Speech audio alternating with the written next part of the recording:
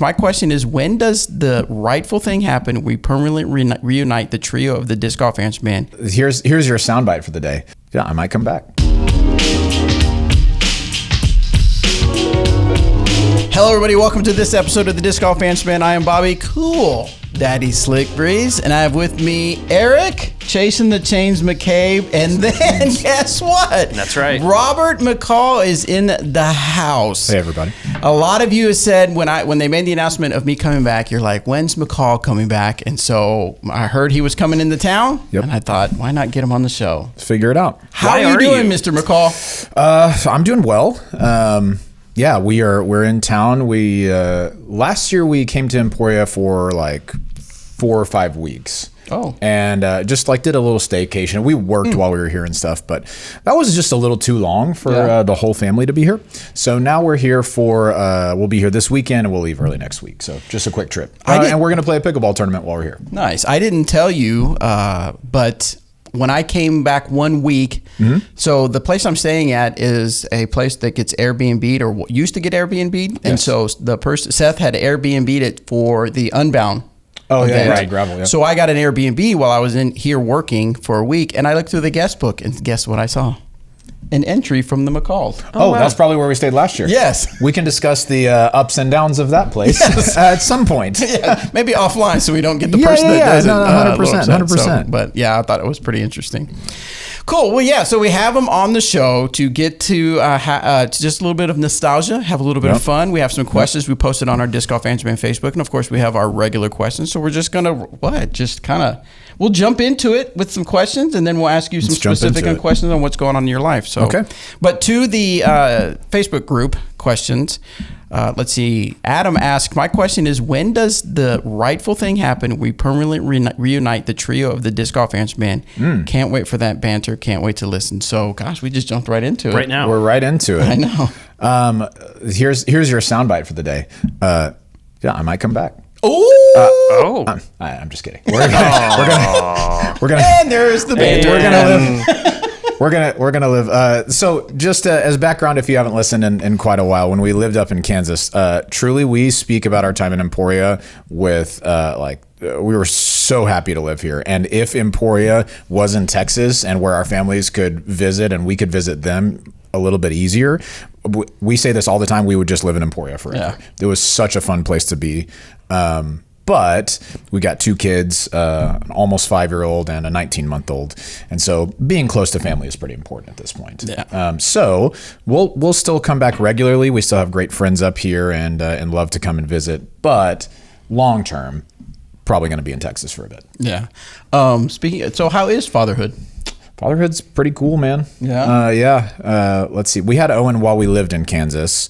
That was one of the driving factors for us to move back. It was just Shay's parents are in their 70s, mine are in their late 60s. It's just hard to get them or to ask them to drive, I don't know, 11 hours-ish if you don't stop. Yeah. So that's what got us back to Texas. Since then, we've had Jocelyn, our daughter, and they're awesome. They're super fun. You know, I mean, some days they're they throw fits and they're annoying, but they're kids and they're a blast. So being a father is really cool. I really do enjoy it. Sounds like they take after their dad quite a bit. So next question comes from... I throw fits often. Maybe more so than they do. Right, yeah. You're probably like, hey, you want to see a fit? Watch this. Yeah. You ain't seen nothing yet. That's right. That's right. Make a competition out of it, for sure. Oh, you can do that? Yeah, watch this. I have seen parents do that, though. Like if their kid is kicking and screaming, they will also kick and scream louder just to assert dominance. And I haven't employed that yet, but I'm thinking about it. I saw something on Facebook or somewhere where the suggestion was, if your baby is crying, they were trying to teach them to stay in bed and not want to be in bed with mom and dad. Yeah. They said to just cry. Cry also. And the person that was posting the comment said that the baby would literally just kind of look at them and like, what is going on? Yeah, what is this? So, it confuses them to stay. Interesting. Yeah. I need you to Mind games with kids are always the best way to go. That's always a great way to raise them. Yes. Smart. It'll never come back in the future and bite you in the butt. Totally fine. I do need you to film it, though, if you try it. So I will. I got you. Kenny wants to know, Robert, what was your favorite disc golf adventure you got to do while in disc golf? I'll be honest, this is an easy one for me. When we took a trip to Finland and Sweden. Ah, yeah. It's an unbelievable trip. I still talk about it very fondly. Beautiful place to go. Fun people that we were there with. Yeah, it was just an awesome trip. Yeah. Didn't we leave him at the hamburger joint? Yes. Well, I did get left, and I need to find that clip. I do appreciate you bringing it up because I had forgotten about it. Oh, okay. Does that change your answer? I look on it less fondly now. No, that was an awesome trip. It was so much fun. By far my favorite, no doubt. Speaking of trauma, yes. Yeah. Let's see. Okay. Tom wants to know, and I knew this was going to come up. No. Actually, I'm past it up. Where is it? No, Ryan asks. Okay. Has the hair care routine changed? Now, let people know. Well, you can, if you just can't, we'll zoom in real quick. I'm the editor, so I will zoom in. As you can see, the man has majestic hair. Thank you. It's always been his thing, his signature. When he walks into a room, he puts his head tilted a little bit forward to make sure that we notice. Yeah, the hair is my good side. Yeah, the hair is the thing. So, but tell us, has your hair routine changed at all? Yeah, out of necessity, yes. Is it falling out yet? It's not. Okay, good. This is wild. So that's September when you turn 40. Yeah, that's right. I was going to say I'm going to age myself. I turn 40 in September. I have been concerned about losing my hair for quite some time, but it's stuck around, and for what reason I don't know, but I'm grateful for it. I had gotten tired of just doing like the fade, like the really tight fade, because I had to get it cut so often. And so I told Shay I just want to grow it out and let it ride for a little bit and see how that looks. And so I did that for quite some time. Interestingly, you still have to like do stuffs. I didn't mean to say that like that, but here we are. To your hair when it's long for it to still look reasonable. And I'm on video calls all day, every day. Right. So you can't look like a slob. And so my hair care routine has changed. It's not as involved as it was before, but it's pretty close. But this is, you can't really see. I just got a haircut a couple weeks ago, but it was like pretty long before. Yeah, I imagine you're going to wake up one day and all of a sudden you're going to notice the receding hairline. It's coming. Well, does your dad have a lot of hair? But I think dad is bald as can be. Right? Is it your grandfather? Yes, it's on the mom's dad. Mom's dad, when he died, was full head of hair. Oh, good for you. Yep. Oh, nice. Yeah, so I hope it sticks around. We'll see. I have some grays coming in. They're off to the side a little bit, but they're coming. Well, you said something about being on video all day. Do you mind telling us kind of what you do? Oh, sure. Yeah. The reason I'm on video all day, every day is I work in sales from home. I work at a company that helps businesses hire employees internationally. So let's use this as an example. So Eric, you make videos. Cool. You want someone to edit those videos. Mm-hmm. You find the perfect person, but they live in the UK. Oh, man. Okay. So you don't want to set up a business entity in the UK. That's very expensive. It takes a lot of time. You also don't want to pay for them to get a visa to come to the US. So what we do is we have international entities all over the place. We hire employees on behalf of other companies so that they can be hired compliantly in their country and then be connected to any job in the world. So I'm in sales for that company. You're like that guy in Office Space. Yes. I'm a people person. Yeah, that's right. That's right. It's exactly right. So my title is Sales Manager Americas. And yep. You also do cruises as well? It sounds like it. Sales Manager Americas. No, the Americas. Oh, the Americas. Okay. The Americas. So I sell to people directly and then have a team that I manage as well. Oh, very cool. All right. This is a fun job. I work from home, and that's the best setup for me right now. All right. Tom wants to know. Mm-hmm. Ask him what his main. Okay, I know what he's talking about. We're back on the hair? We're talking about pickleball. Oh, okay. Because his next question is, what is his DUPR? Yeah. So but just in case, I mean, I'm sure people know, but so pickleball became a big thing with you in Emporia. While we were here. Yeah, while we were in Emporia, we had a group of pickleball people. I joined the group as well. Great pickleball group. Of course, as athletic as Robert is, he became very, very good at pickleball. Swift of foot. That's me. So now that's kind of your thing. You're actually here for a pickleball tournament. So to his question, what is your main? Yeah, so that's the terminology when they say like, what paddle do you play with most of the time is what someone means when they say what is your main. Good so mine is the company is called Carbon and the paddle is called True Foam. And it's the 2 shape, so it's kind of like a square shape as opposed to an elongated one. More hitting space. I must hit the ball a ton for somebody who is playing at the level that I am. I shouldn't hit it miss hit it as much, but I do. So I play with that shape, and I'm like the lowest level of sponsored player for Carbon, like the lowest ambassador that there is. But that means I get some stuff for cheap. Yeah, like so a I take that. A 10% discount? No. Oh, okay. 20%. I rarely shop it. I don't remember, but I'll get like half off 2 paddles a year, which is plenty for me. Nice. And then my DUPR. So DUPR is Pickleball's rating system. Oh, okay. It goes from 2.0 up to the very, very top pros are like 7.0 plus. Previously, if you were over a 5.0, you were considered a pro, but now that's changed over the last few years. I got my DUPR up over 5.0 and won a couple of 5.0 tournaments, which was really cool. But then switched paddles and went on a bit of a losing streak. So I'm at 4. It's like switching manufacturers. It is. That's what I was thinking, yeah. Everybody takes a dip and then they figure it out. Well, sometimes they do, sometimes they don't. Wow. I've won a tournament since, but it didn't move me back up as much. So I'm at a 4.74 DUPR right now. So It's embarrassing. I'm does kidding. It's fine. does the DUPR rating do the people that are in pickleball? Do they argue about DUPR rating as much as disc golfers argue about PDGA rating? It is.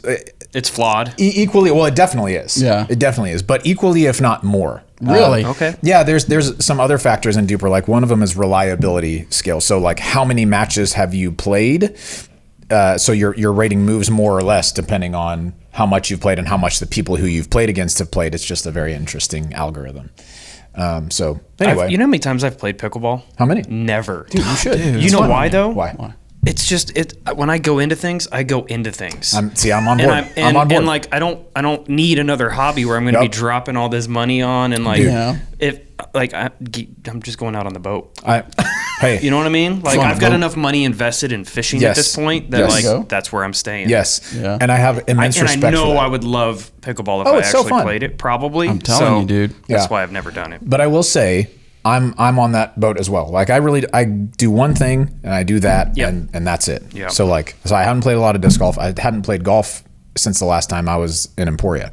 So yeah, it's my one thing. This is my hobby. I do that. Yep. What's the plans? Is just kind of keep?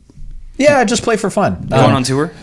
No, I'm so not even close to being good enough. Like a buddy at church asked me about that because he's not very good, and so to him I am very good.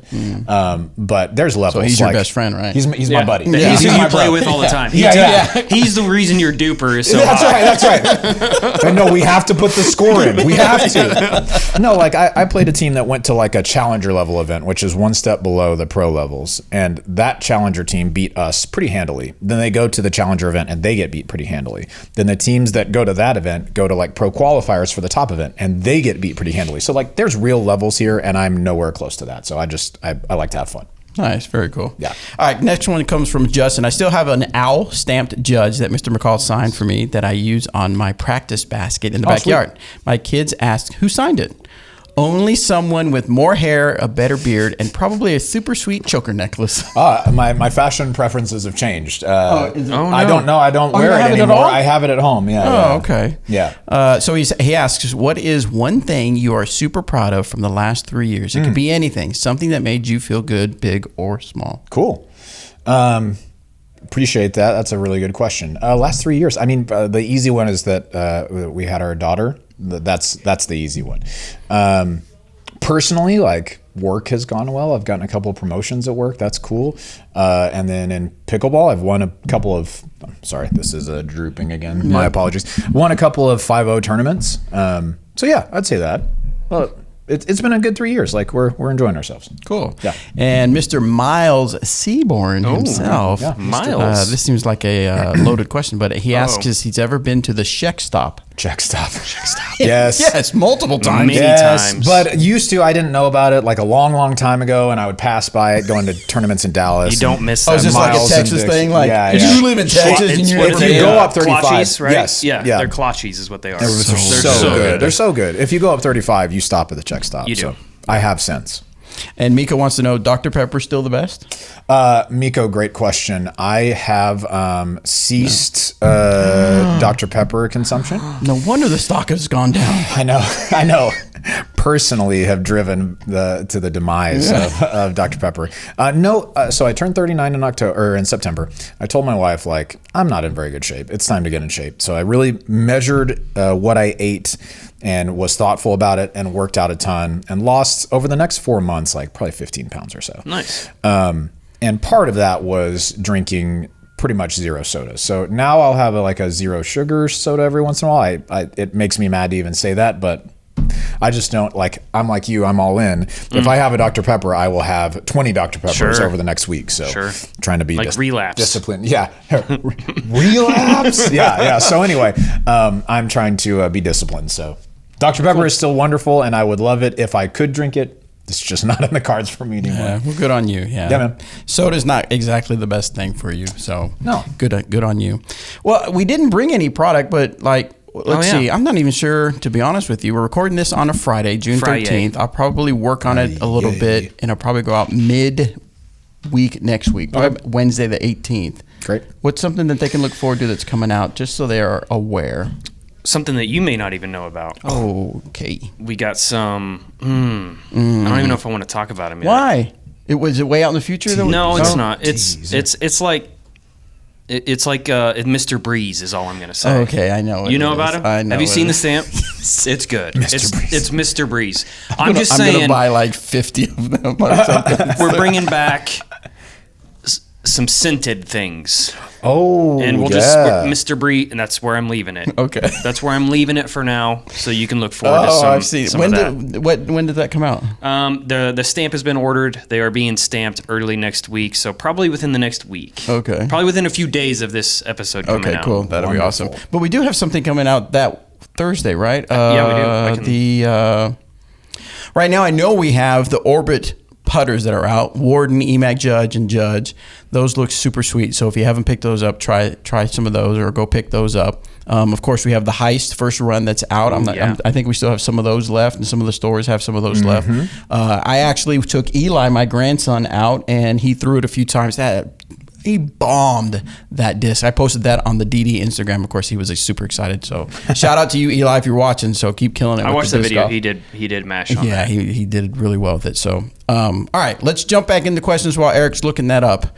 This one's from Paul Z. Okay, let's do it. How do you feel about the push to have one standardized basket for all Disc Golf Pro Tour events? Wouldn't that put an additional financial burden on courses that want to host such events? I think yes. I think here's my thing. And I've thought about this different things as far as baskets and different topics that people bring up, is that a lot of these things, though they may seem to be a solution and they may fix a problem, it's not as easy as you think. Yeah. To fix a certain problem. Right. Yeah. This is one of those things. And this is, yes, it would be a financial burden. What if they did come out and say, all right, only this one basket can be it? Well, then you're gonna make all these other manufacturers mad. Okay, cool. What if PDGA says, we're making the basket, this is the basket you all have to use? Imagine all those courses. DGPT would have to be the ones to do it, come out with their basket, and then travel with how many? Yeah. Because there's FPO pins, there's MPO pins. You got to have like 2 sets because there's 2 trailers, 4 trailers that travel, all that. So, look, we throw things at things, and nothing's ever going to catch everything. No. You know what I mean? It's, Yeah. In some ways, it's kind of like different golf courses or like the different tennis majors, right? They play on grass, they play on clay, they play on hard court. Like playing on a different basket requires a different type of putt. Yeah. So yeah, I mean, yes, it would be awesome in an ideal world if they were standardized, but we're so far down the line now. Logistically, it would be a nightmare. They've been talking about it, and there's been testing and all that, but like, I don't know where they're at with it, and I don't know. I mean, it's a fair point, yes. I mean, I'm not saying don't push to make things better. I'm not saying just live with what we have. Let's always challenge and make things better, but sometimes I don't think when people say let's just have standardized basket. Well, it's really not that easy. And so this is again, I'm not a pro, never played a pro tournament, never will be a pro. But sometimes I often think that these pros, not all of them, but sometimes they get upset when a certain basket didn't catch their disc, but the pros know that, like you kind of alluded to, they know a certain basket you got to kind of hit to the right. They know if it's elevated, they got to hit it a certain way. It's no different than reading a different green. Right. It's like you know what slopes, basket you're on. You've practiced on it how many times. Know how to putt on that basket. Yeah. I mean, there's some that catch better than others. There's no doubt about that. Absolutely. Like that's obvious. And every basket has fluky spits and stuff. So yeah, we throw things at things. Yep. Sometimes it's not always a disc or a basket. Sometimes it's a Sometimes we don't even have standardized tee pads in our sport. Yeah. Like, to me, that's the easy one. To standardized tee pads. Yeah. All concrete, all turf, whatever. Yeah, I got you. All right. Let's see. I think that one. Yeah, we didn't ask this one. This is from Everett. I just bought a Fusion Vandal, took it to the soccer field, and compared it to my Valkyrie. Yep. The Valkyrie is more stable and handled a breeze better.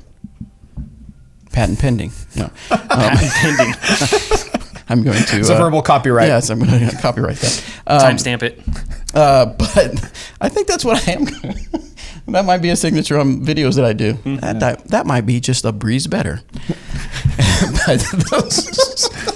The Vandal flies straighter and goes. There's still time to edit that out. There's still time. Future Bobby. Yeah. You wait. I'm going to.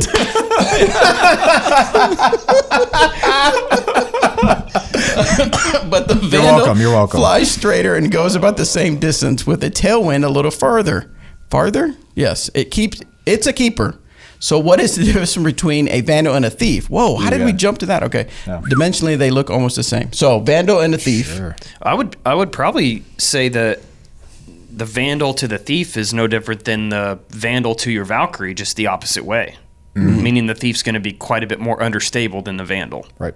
Okay, there you go. Yeah. I haven't thrown a Thief in forever. Yep. Thief. I do love my Vandals, though. Mike wants to know, I'm throwing fairway drivers with good flight. It limited power and distance, and usually only get 10 to 20 extra feet with distance drivers and more erratic flights. I should stick with fairways until my form and power improves, right? I think that's a really good recommendation. Let me get this back up here. So, yeah, I think you're right. More than likely, it's a combination. It's either one of two things or a combination of both. Is that you're probably throwing the disc a bit nose up, and when the disc is nose up, it makes everything act more stable. And so, if you don't get the nose down or at least neutral on a distance driver, it makes it act more stable because the speed acts like stability. So there's one thing. If it's too nose up, then that's going to happen. But two is you might not have quite the arm speed for that. And so if that's the case, the speed does act like stability. And so even if you do throw it nose down, if you're not throwing it hard, it's just going to dump off to the left. So yeah, one thing to focus on, I would say stick with your fairway drivers, but two, work on getting that nose down so that you get kind of a more level flight, and you'll see more of a true flight of the disc for your arm speed with that type of flight. Totally. And get out to the field when you do that. Big time. Yeah. Good stuff. All right, quick. This really isn't a question. This is more of your request. So we've got the product guy right over here. Perfect. So Ryan wants this. He says, I need some Moonshine Air stilettos. Oh. There you go. I will contact the product guy for Latitude 64. There you go. Good stuff. All right. I wouldn't be surprised if that one doesn't get requested a lot, interestingly, Really? Yeah, no, absolutely not. Yeah, he says, yeah, no, absolutely not. Y'all can take the flack for that when I leave, but yeah, we'll take it. There's not really much of a need for that type of frisbee. So Justin has a great question that I'm sure a lot of people that watch the Disc Golf Pro Tour are wondering. And just in case if you're kind of new to us, the Disc Golf Fans Man, or new to watching Disc Golf Pro Tour, Robert has a lengthy career of doing commentary. Lengthy. It's an interesting choice. That's fine. It's he fine. talks in a the lot. disc golf world. Yeah, he talks. Yes, exactly. Very few events, but lots of words per event. Yeah. So, would you consider doing commentary for the Disc Golf Pro Tour again? Before you answer that question, sure. Which event was your first one you did commentary on? Do you remember? Oh yes, Smugs. That was the first you traveled to. That was the first one that I traveled to. I remember that one. We did GBO. Yep, I remember that too. Where I was in studio and Dixon was on the course. Yes. When we were doing it on our own. First year. That was my first time ever doing commentary. And yeah, I mean, it was like, it was a blast, but it was also a challenge. I mean, it was our first time. We were figuring out everything. The one after that, I came to Worlds in Emporia. I think it was the next year. I had just come back from injury and was playing absolutely terribly, which is kind of a theme for me. Not the injury part, but just the playing terribly part. I was going to say, I don't know how that's a marker for you since it happens all the time. Later. That's okay. Maybe this will help though. Okay, there we go. So anyway. Okay, real quick. These cues he's talking about where it's falling down, he's picking it up for the audio listeners. It's the microphone stand. Microphone. Yep. It's a makeshift microphone Just stand. Sorry, audio listeners, that you don't get to experience me fidgeting with the microphone. So, sorry. Go ahead. So I came back and played Worlds that year. I played terribly, and Dixon was doing commentary with Terry Miller at the time. He was playing well enough that he was playing in the afternoon. He had afternoon tee times. In the open division, if you play poorly, then you have early morning tee times. And that was me. Very early morning tee times. So I was done, and Dixon was going to be on the course. And so I told Dixon and Terry, I'd never met Terry at that point, but I just said, hey, look, if you need someone to just walk around and like back you up, say a few words and set you up for whatever you need to, I'm happy to do it. And so I met Terry that day. We went out on the course together. It went well. Did it the next day. I played terribly, of course, again, because why wouldn't I? But then did it again the next day and then finished out that Worlds and really enjoyed working with Terry and Johnny V and their whole crew. And later that year, that was when they Disc Golf Pro Tour, like the first championship was. Right. And that's the one that they flew me out for. Yep. That's right. It was it. It was at Smugs. And yeah. Mm-hmm. That's exactly right. I do remember that. It was awesome. Like that kind of kick-started the whole thing. And then I did plenty of other events for them and got to do Jomez at the same time. It was a blast. So cool. That's the background. Would I ever do it again? Sure. If the Pro Tour called me and schedules worked out, absolutely I would do it. I am not as knowledgeable now as I was then about all of the discs and all of the players, though we still watch a lot and we keep up with our friends on the tour. But new releases wise and all of that, I'm a little bit out of the loop. So if you just need somebody to talk and fill space, I can do that. Yeah. All day. I'm your guy. That's the dude. All right, right. Steven has a lengthy question. He says, hey, Bobby and Eric. Hey. I recently played pickleball for the first time and had an absolute blast. Naturally, just like I did when I got into disc golf, I started diving into podcasts and YouTube content. I already knew. Yeah, see, people get they get ate up with it. Yep. I already knew it seems to have experienced a similar COVID era boom like disc golf did, but unlike disc golf, pickleball's momentum has slowed. It's actually accelerating, or hasn't slowed. It's actually accelerating. The prize purses, sponsorships. So here's my question for you both. What does disc golf need to do to reignite its growth and attract the kind of major sponsorships and mainstream attention that pickleball is enjoying right now? From your perspective, what are the next big steps for disc golf, whether it's improved media coverage, more accessible courses, or better player promotion to take things to the next level? Would love to hear your thoughts. Thanks for all you do for the disc golf community. And it'll be interesting since he brought up pickleball, since you're like heavily into pickleball and you're in the know and your best friend is Ben Johns, I'm sure. So yeah. We call each other off. Yeah, I'm sure you do. I'm sure you have it on speed dial. We don't. So what are your thoughts, Eric? What do you think? A global pandemic? I mean, that's what really got us. Is there another? I mean, no, we don't want that. Yeah, we don't want that. Logistics, really. Think about a pickleball event, how much easier it is to film. I mean, you need, 3 cameras? Max. Yeah. I mean, with disc golf, you need to do it right like golf does. I mean, golf has hundreds of cameras on property. I mean, they have booms. They have it's insane. The whole production is just insane. And not to say that the DGPT's production or Disc Golf Network's production isn't impressive, but awesome. It is nothing like what a true professional golf event is and all of those things. So for me, I don't know what the answer is for bringing in corporate sponsorship and all that. We've had some of that, with what Johnsonville did some sponsoring of the Nationals or the finale, whatever it was called.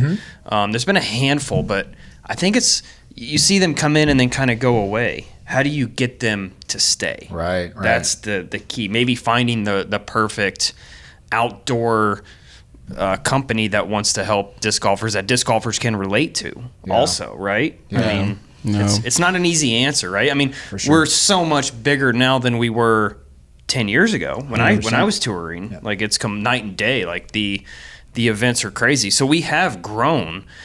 Pickleball has taken off quite, more excessively than we have, for sure. Right. Yeah, there's several things working in pickleball's favor that aren't working in disc golf's favor. One of those is they had an established demographic of people who are willing. Sorry. The microphone. You said you had mic. Dude, I do, but it's in a weird place. Okay, I'm just going to hold it. Okay. They have an established demographic of people who already like to spend money. So the people who were playing pickleball before are, in their 50s, 60s, 70s. A lot of them are retirees. And so they're more prone to spend money with a sponsor than a lot of the typical disc golf demographic who just go out to the park, once a week. So I think that's one big thing. Two, you're exactly right. If you want to film a pickleball event, you can do so with 3 cameras and wire them in because it's close to you're close to electricity and internet. So it's easy to do that. Whereas on the Disc Golf Pro Tour, we're talking cell cards and taking 4 or 5 cameras, but walking them over this kind of massive area. So it's isolated. That makes it easier. Because pickleball is a team sport, you have more people playing, like you have 4 people playing at once together always. And a lot of celebrities have really started to like that, and people with money. And so they sponsor big teams. And when those people with those names get involved, then you get bigger sponsors. And so, there's just like some advantages to what pickleball has by default that is difficult for disc golf to create. How many tournaments have you played at pickleball tournaments have you played? 20? 20. Of those 30? I don't know, those somewhere 20 there. pickleball tournaments, did any of them have player packs?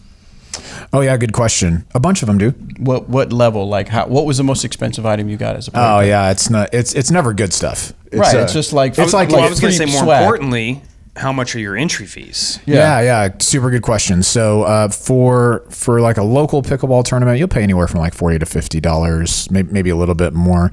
If it's like a fundraiser, you might pay more. If it's one of the professional ones, then it's more in like the $150 range for one event. Right? Yeah. And how much would you say like your player pack? The player pack is nowhere close to that. Like maybe you get a shirt, maybe you get a one pickleball or like a coupon to something, but it's not. Yeah. One pickleball. So what I'm getting at is the reason I'm asking is, and I'm going to keep it real.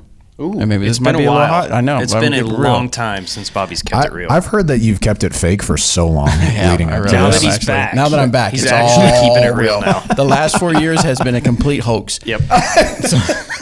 So you've kept it Sorry, fake for the last 4. Yeah. So to both of you, what are your opinions? This hot take: did we spoil disc golfers because of our player packs? Did we set a precedent to tournament directors? And I'm not blaming anyone in particular at all, because they've all done it, right? Yeah. But have we because we tried to incentivize people to sign up, did we spoil them? Did we set a unhealthy, unsustainable precedent when it comes to player pack? Good chance of that. I mean, it also depends. Are you playing for money when you play pickleball? Or are you playing for... Sometimes, but most of the time it's just for a medal or whatever. Yeah, sure. Yeah, it's just to compete. So that's the difference, right? Most amateur events nowadays, you don't really get script for winning, right? Yeah, right. It's mostly player pack only. Yeah. I feel like. Maybe I'm wrong in that, but I feel like that's... When I was an amateur playing disc golf, we would pay and we'd probably get like a t-shirt, right? Like a 120% cotton t-shirt. The heaviest Figure cotton that one t-shirt. out. Yeah. But we would get like a t-shirt and then we would win like a Dillon's bag or a Walmart sack full of Frisbees that we didn't even pick out. Right. That was like how it was back then. Then it's kind of somewhere over time has changed into you pay a higher entry fee, you get twice your money in a player pack, and then that's kind of it. Yeah, and it feels like different companies, different stores or tournament directors were trying. It was the race of who can give away more. Oh my God, they gave away a small bag. Oh, we got to give away a medium-sized bag. Oh, now we got to give away the biggest bag the most expensive bag we have. Yeah. So I just wonder. I'm not saying that's to blame, but I feel like that's a piece of the puzzle in my mind that has maybe not quite allowed it to grow.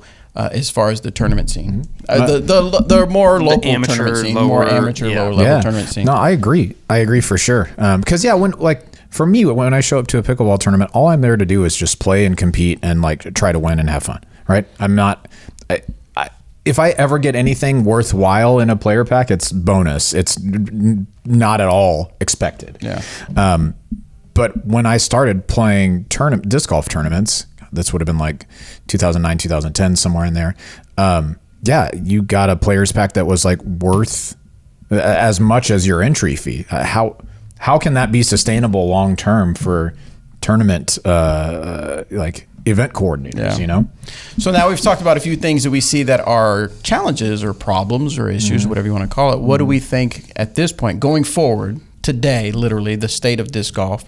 Pandemic's over. All the things are happening in the disc golf industry of, companies leaning out. Well, what do you think we can do moving forward? I'll tell you one, and this is just from what I've seen with pickleball. The more people that you get who have influence and money who can come in and show, hey, this is awesome. Look how difficult this is, and these guys are doing it at an unbelievable. By the way, players now are ridiculous how good they are. Yeah, it's Tell insane. me about it. Yeah, it's truly insane to watch these guys and girls. They're unbelievable. It's obnoxious. I just laugh a lot of times when I see them throw because that seems impossible. But if you wanted to grow and get those type of sponsorships, you have to start shaking the right hands and making the right connections. And it's difficult to do that, number one. And two, disc golf has always, not always, but generally had kind of a grassroots feel. And this, we're not corporate, we're not this. And so I think those two things are fighting against each other a little bit. Yeah. Yep. Yeah, I'd agree with that. Not sure that there's a right or wrong way to do it, but if you're trying to get that type of sponsorship, you're not going to do it by kind of insulating against that. Money. Yeah, 100%. Money. Yep. Money. Bobby, you've got money now. I do? I don't know. No, I don't. No, I don't. All right, Franklin's got a question for Eric. How many courses have you designed now? Dude. Right now. Okay. And how many states, countries have you installed courses in? I am over 90 courses designed. Awesome. I am in 29 states, so I'm over halfway to my goal. Yeah. And then one other country, which was Canada. So nice. I mean, it's close. But yeah. 30th state was Washington, which I'm designing now. I'm in the process of designing it now. So that'll be my number 30. So only 20 more to go, and man, I really want to hit that goal. Yeah. Of the 30 states that you've designed courses in, which state would you say is the most challenging as far as the landscape and the soil and everything involved? Not necessarily the bureaucracy or anything like that, but more of the land. Yeah, well, the land, I was going a different way until you said that. Because, we can talk about that later too. But as far as probably Alaska, honestly. Oh, yeah? Why? And I think it's because, I went up there in 2018, designed the course in May. We started cutting woods and getting fairways cut out and all that, and then they had to stop because of winter. Yeah. And then the next year it just rained, and you can't get equipment in there. Yeah. So you only had 3 months to do this course. So I think it ended up 5 or 6 years before it was dang, we're done. Yeah. We're finally done, and now we can just enjoy it. You know. So, and I'm going there in a week. Awesome. For the tournament up there. So that's probably one of the harder ones. We obviously places in Texas where it's just rock is pretty challenging as well. But yeah. What was the easiest? The easiest state. Ooh. That you're I designed this with my eyes closed. Probably, as much as I hate to say it, Kansas. Really? Because there's 4 trees out there. Right. You know what I mean? Unfortunately. Yeah. And typically when you do have a big grouping of trees, it's in a floodplain along a river. So you've got to take those things into consideration as well. So yeah. Midwest is usually pretty pretty cut and dry on how you can put a course in. Very cool. We'll have to get more. I have all okay, one more. Okay. Of the 30 states you've done and you're designing these courses, this isn't more state specific, but more of a question just popped in my head. How many times have you been out to the land, had a vision for what you wanted, and then as things started happening, what percentage, maybe that's a better question, what percentage of what the final vision you had changes over time? Does that make sense? Over time, I mean, look at Emporia. How often do we change things in Emporia? Okay, wait, maybe more specifically, you're saying before it goes on the ground? Yeah, before opening day. From day one to typically when things change, it's woods. It's typically in the woods, right? Because so what I'll do is I'll go down the middle of a proposed fairway and hang ribbon. Yeah. And a lot of times, if I'm able to be there, is have my best experience of this was at the Hollows, the newer course at the Hollows. I had pink ribbon, and the guy had an excavator with one of those tree eaters on the front of it. Yeah. And I would tie a ribbon, and he would come, and then he would just take out everything within 6 inches of a tree. Yeah. Within 20, 30 feet of each side of this ribbon, and he would just follow me through the woods. Yeah. And we did 16 here's your fairway holes. Now. Yeah. That's so cool. We did 16 holes in one day for that course, which is unbelievable. But honestly, in the woods, a lot of times, I'll have everything cut out, and then I'll come back and be like, okay, this opened up more than I was expecting. Let's push the pin to the left a little bit more, or deeper, or shorter, or whatever that is. So that's interesting. Wooded courses, it's a true blank canvas. Yeah. Of all the courses that I got to play while I worked here, the Hollows was one of my favorites. Just so cool. Yeah, it's fun. Maybe it's because I grew up in Texas. There are wooded courses there, but there's a lot of open stuff. It's just a different style of golf and a different design. They're like big woods, right? Yeah, it's big trees, not smaller. It's not this little scrubby good stuff. Elevation. And it was a blast. Super cool place. When was the last time, Robert, that you actually played a round of this afternoon? The challenge. The Trilogy Challenge this afternoon. Let's see. I don't remember the answer to tell you that. Yeah, 1987. That's right. I was 2, and I think the last time I went out was 2 years ago. Okay. I did have some pickleball friends show up to a thing that I was playing, and they said, "Hey, we found you out," and I was like, "What?" I didn't know there was something to be found out. And they were like, "No, we started playing disc golf, and then so we were looking for tutorials and stuff, and now all of a sudden I'm watching you play a playoff with this guy with long hair," and I was like, "Yeah, I remember that video." They're like, "Dude, why did you say anything?" I don't know. I just didn't think about it. So yeah, I will probably go play with them in the coming weeks just to help them learn and stuff. Awesome. Yeah, that's good. Okay, so if you had one chance to play one opportunity, and the spaghetti's all over you, it's really tough because your sweater is stained. Yeah, and that doesn't come out. So if you were gonna play one round of disc golf, like someone said, let's go play disc golf. Yeah. What course you want to go to? Ooh. I've got a jet. We can go to any course. Oh, nice. Okay. Yeah. Come on, be the right one. Well, it would have to be one that I haven't played. Oh, that's not the right answer. I could choose one that I've played and one do that. Both. Okay. Yeah, there you go. Okay, there you go. For one that I haven't played, oh man, it's got to be like one of the famous ones in Europe, like the Beast at Nokia or Yarva. I mean, it's another fantastic course. I would probably, if I had to choose between those, I'd probably take Yarva. Yeah, I agree. Just because. Good answer. Yeah, I mean that's we thought about when we were in Finland. We had not a super long layover, like a 5 or 6 hour layover, and we talked seriously about getting out to that course from where we were flying out. It would have been probably a dumb idea, but also an awesome one. It's a great course. It's one of my favorites that I've played. For sure. So that's that one. To play one that I have played, I've only gotten to play a couple of holes of this, and so this is a little bit cheating. But I would go up to Maple Hill. I mean, I got to play the first 3 holes and then did commentary, and that's the only time that I've been there. And that's I used to describe it like this. It's like Mario Big World. I mean, when you're used to seeing kind of small stuff and now you're on this course, everything's huge. So yeah, super fun place to play. Did you ever play Skellefteå? Yes. Okay. That was a blast. Yes. That's right. For me, and Henry played around. Yes. Yeah. Yeah, that was super cool. I have yet to play anywhere in the Northwest.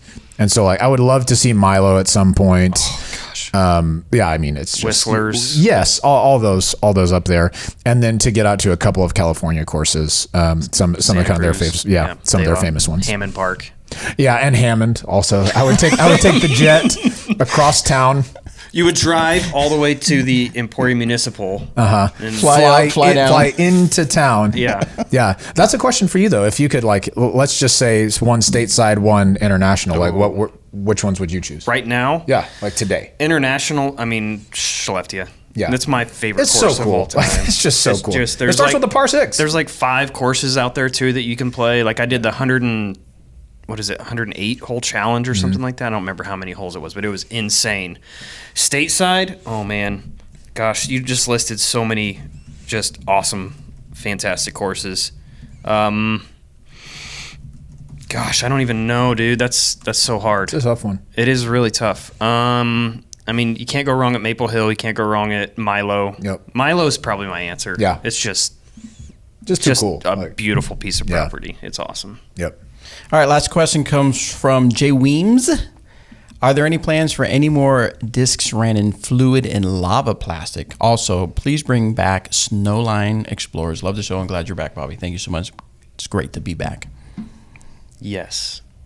That's I've all already you got need. some You're fluid welcome. plastic ordered. Oh, hey-oh. So, there you go. All right, make sure and you coming follow us. out soon is the Moonshine Deputies. Remember that we talked about? You asked earlier what was coming out next week. Is that what's coming out next week? Okay, so Those yeah, Moonshine and Deputies. they got the little astronaut. The color Moonshine. Astronaut? Yep, that guy. Nice. So, want to make sure to get that in. I don't know why I said that. Astronaut. Can I ask both of y'all what you're throwing now? Like what does your bag look like now? I'm throwing this. No, Throwing bows. Throwing bows. let's see. I am.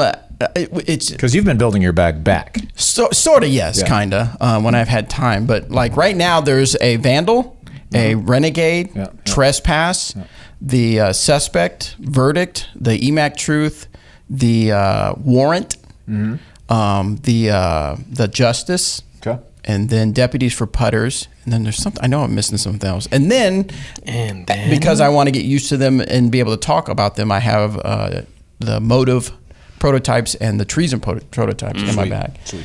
So that's what I'm throwing. I would say the Treason will be the one that is in my bag permanently. The Motive, I have to kind of see if I really need that, but the Treason for sure. Yeah. For sure. Yeah. Awesome. How about you? Same as always. Yeah. I mean, Ballista Joel. Yeah. I mean, remember him? Got to, of course. Yeah. Still there. Huge. Still huge. Still absolutely huge. EMAC Truths, EMAC Judges, Fusion X Vandals. Yeah. You know, all the goods. Good. Wonderful. Yeah. Does the Rive see much play these days? Not in my bag. Okay. Not when you have a I've Ballista heard Joel. people talk about it though. You know, I threw- it's a great disc, but it's just that between that and the Grace are the two that you either have one or the other in the bag, and Got it. I have neither. Okay. You got Ballista I got Joel Joel. in your set. What do you need? What else do you need? Wonderful. Joel. Okay. Do you still have a disc golf bag, or did you get rid of all that stuff? Yes, but a small one. I mean, What's in it? it's a Ranger bag, but it's like I don't know. Not small. Let's see. I when I left here, I hadn't thrown a non-DD disc since The 80s. when I was 2. Since like 2012. Somewhere right in there. Yeah. So I put some different stuff in there. I have a couple of Forces and a Wraith. I always liked the Wraith. Especially, I got a little baby arm. I can't throw far. I especially can't now. But then, even then I couldn't throw far. Now I definitely can't throw far. So that's helpful for that. I've got a Rock in there. I still have an EMAC Truth in there. I've got Maverick is my favorite turnover. My favorite dog. Fairway. Yeah, for sure. Turnover fairway driver, got T-Birds in there that I liked. But my favorite is I'm still putting with First Run Wardens because I just have yet to find something that I like better. But I have an old 12-time Casey Pro AVR that's so beat up that the bead is just no longer existent. Really? So it's like a Warden? Exactly. At that point? Yeah, it's what it flies like, but like a very understable one. Yeah. It weighs like 168, and it's only for jump putts, and it's awesome. So yeah, the last time I played, that's what I played with. So like old school, nothing that's like the newer stuff. No, I don't have time for that. None of that new. I don't got time for that. We got time for that new. Yeah. All right, Robert. Well, I don't want to take up too much more of your time. I appreciate you coming in. I don't want to take any more time either. Yes, so it's fine. Give it back. I didn't want to talk to you guys. So no, we appreciate you coming in for a little nostalgia, a little having fun. But to everybody's question, I know a lot of you have been wanting to know, is McCall coming back? Yes, for this one episode. Yeah, what's the John Wick quote? People have been asking if I'm back. I haven't really had an answer. So, of course, when you're in town, come on by. Obviously, let us know. I'm here. Have you on the show. But it's been a lot of fun. To have you on. We appreciate it. Yeah, listeners, good to see and talk to you guys again. Thank you for the questions on Facebook, and yeah, it's good to spend time with you two guys. And not one. Dang it. The whole episode. What a waste of an episode. Wow. I'll tell you what, man. Who had the under? Who had the under? I'll tell you what. I got kids, man. I got to calm down. I live in the PG world now. We can't be saying these dang it's. I will say, man, when I do say dang in front of my son, he said, we don't say dang. You're right, son. We say mucker. That's right. We don't. Yeah, you're right. No, that's true. We don't say that. Have you slipped up in front of your kids? Well, yeah. Not on purpose. I am human. Yeah. No, it's funny, man. It is crazy. One thing about parenthood is you can tell like what you've done well and what you've done poorly immediately by watching your children. Like, because they're like the way that he puts sentences together sounds like me. And so like, if he says something that I'm frustrated by, I really have to take a step back and be like, is that how I would have said that? And sometimes it's, yes, that is how I would have said it. So other than that, what else about him that you look at and get mad because you're like, that is me? Yeah. To a T. Yeah, for sure. I will say, I really try to be level-headed pretty much all the time, but if I get just pushed far enough, I can have a little bit of a short fuse and get very frustrated, mostly internally. And I see that in Owen. Like he'll just, you can see him starting to boil, and I'm like, okay, I recognize this. Please don't do that. Like nothing bad is really going to come of it, but I'm trying to get him to like rein those emotions in. I always work on that. So, and I know this isn't disc golf really, but let's get after it. Interesting. So when you see those certain traits that you're recognizing that they're from you, what has that taught you about yourself?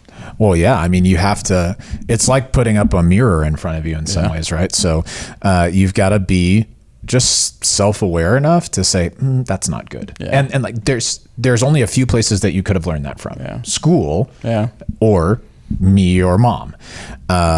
So yeah, when I see him start to boil over, I'm like, okay, I gotta be a little bit more patient. Yeah. So anyway, yeah, it forces you to be self-aware about stuff that maybe you wouldn't have really wanted to uncover before. Yeah. Well, having kids is crazy, man. Yeah, I feel that way about Eric sometimes. So.